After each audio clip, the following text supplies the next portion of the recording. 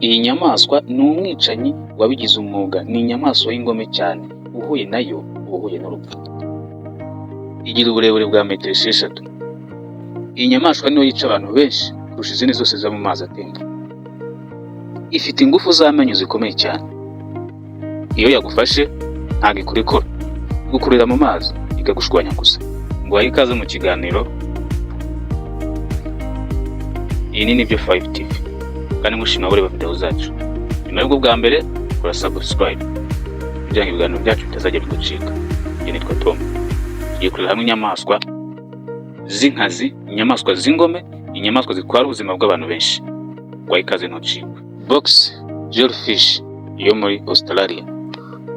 Ibaze urimo koga mu mazi, hanyuma ikakunyuraho ikagukoraho, hanyuma umubiri wawe ugatangira kokera cyane.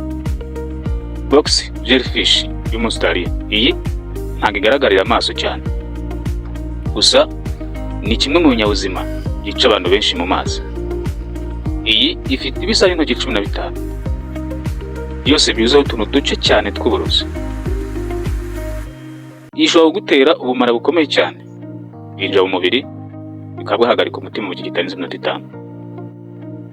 Abahuye nayo yumvise ububabare barataka cyane ndetse bagapfa bataranatabara.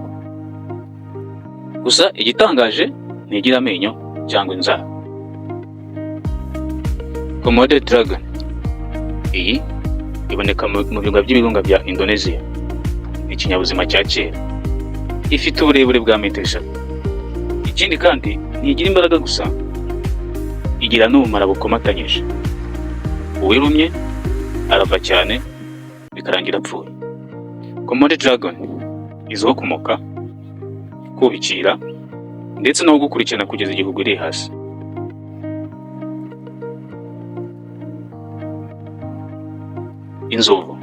Inzovu ni imwe mu nyamaswa nini zituye ku butaka.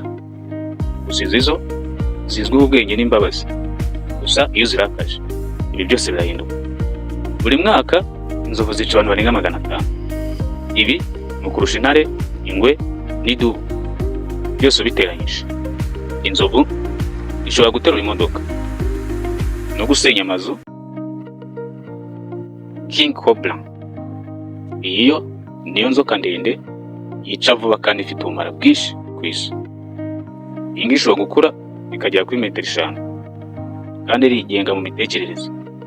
Iyo yumvise ikihungabanyije ireguka ikareba mu maso n'ikihungabanyije. Ubumara bwayo bushobora kwica inzovu mu minota mike cyane. Ikindi inzoka yubaka icyari ndetse ikanakirinda. Ibi bitandukanye n'izindi nzoka. Izindi nzoka zo zitera amagi zikigendera, ariko iyo harimo umwihariko. Iyo yikanze uba yishojeho urugamba kandi igomba kurwanya ntirinze abana bayo.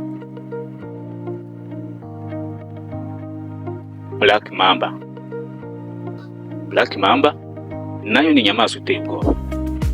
Nubwo ureba inyuma idasa n'umukara, ariko imbere isa n'umukara. Iyi ishobora gukura inshuro 12 mu mwanya umwe, igushyiramo ubumara bukwirakwira vuba cyane. Iyi kurumye uhita ugukaraba iyo hatabonetse ubuvuzi bw'ako kanya. Ubumara bwayo yihuta ku muvuduko wa kilometero 20 ku isaha. Ni urupfu ruza rwihuse kandi nta mbabazi. Idubu ni inyamaswa uyirebye ubona nk'inyamaswa ifite ubugwaneza, ariko ntuyitiranye. Idubu yagushwanyaguza mu masegonda make cyane. Idubu ni inyamaswa zirakara cyane iyo zinjiriwe.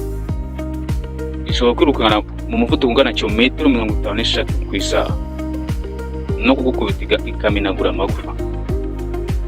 Idubu zo mu rubura zo zishobora gukurikirana umuntu ibirometero byinshi by'urubura. Ingona yo mu ruzi rwa Nili. Aya mazi ya Nili aratuje ariko harimo akaga. Iyi ngona niyo nyamaswa iyo mu mazi ifite imbaraga nyinshi muri aka gace ka Afurika. Igira uburebure bwa metero 6. Iyi nyamaswa yica abantu benshi kurusha izindi zose zo mu mazi atemba. Iyi ngona ni umwicanyi umaze igihe wavutse mu gihe cya dinosaur wiyunguye ubushobozi mu myaka amamiliyoni imaze.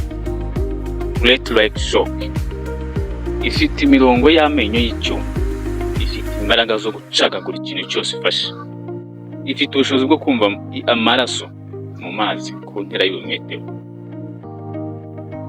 Umubu ni gato, ntikihuta cyane, ariko niko kica abantu benshi ku isi.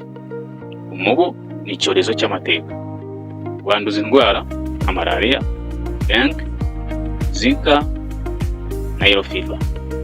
Buri mwaka umubu wica abantu barenga 700,000, cyane cyane muri Afurika yo munsi y'ubutayu bwa Sahara. Stonefish, uri kugendagenda ku mazi meza wegereye inkombe z'inyanja, hanyuma kumva ububare bukabije. Iyo bita stonefish, ni ifi yica cyane, ifite umara. Iyi fi yihisha nk'ibuye mu mazi, ariko ifite ubumara bushobora no guca inkweto. Abayikandagiye bavuga ko ububare bwayo ari nk'ubw'inkota. Utabonye ubuvuzi bwihuse upfa mu gihe gito kitarenze isaha. Gusa iyi stonefish ntabwo ari inyamaswa igutega, ahubwo uyikandagira mu buryo bw'impanuka. Lion, intare. Intare ni inyamaswa zifite icyubahiro, zisa n'abami, ariko ntuzibeshyeho, ni abicanyi b'umwuga. Ubusanzwe intare zihunga abantu, ariko muri Tsavo muri Kenya zigeze kwica abantu 150. Bakoraga umuhanda, zabateye nijoro, zibakura mu mahema, zibica umwe kuri umwe. Intare zikura mu matsinda, zigahiga inyamaswa nto n'inini kugera no ku nzovu. Iyo ziguteye ntawe ushobora kurokoka keretse Imana igutabara. Imvubu ni zimwe mu nyamaswa nini zo mu mazi. Gusa imvubu zica abantu benshi kurusha intare cyangwa ingona. Zirakara cyane, ziranihuta ku butaka ndetse no mu mazi. Zishobora gusenya ubwato ndetse no gushwanyaguza ingona. Iyi ni imashini yica kandi nta mpuhwe. Tsetsefly cyangwa se isazi ya tsetse, ni gato cyane, ariko nayo ni mbi cyane. Iyo ndwara igendana indwara yitwa sleeping sickness, indwara y'umusinziro ifata ubwonko n'imyakura. Ibimenyetso by'iyo ndwara birimo umuriro mwinshi, umutwe bikivanga ndetse no muri koma bikaziramo. Iyo utabonye ubuvuzi bwihuse no gupfa biri hafi. Ndagushimiye ko wabanye natwe. Ntibagirwe gukora subscribe na comment, kore na share na service.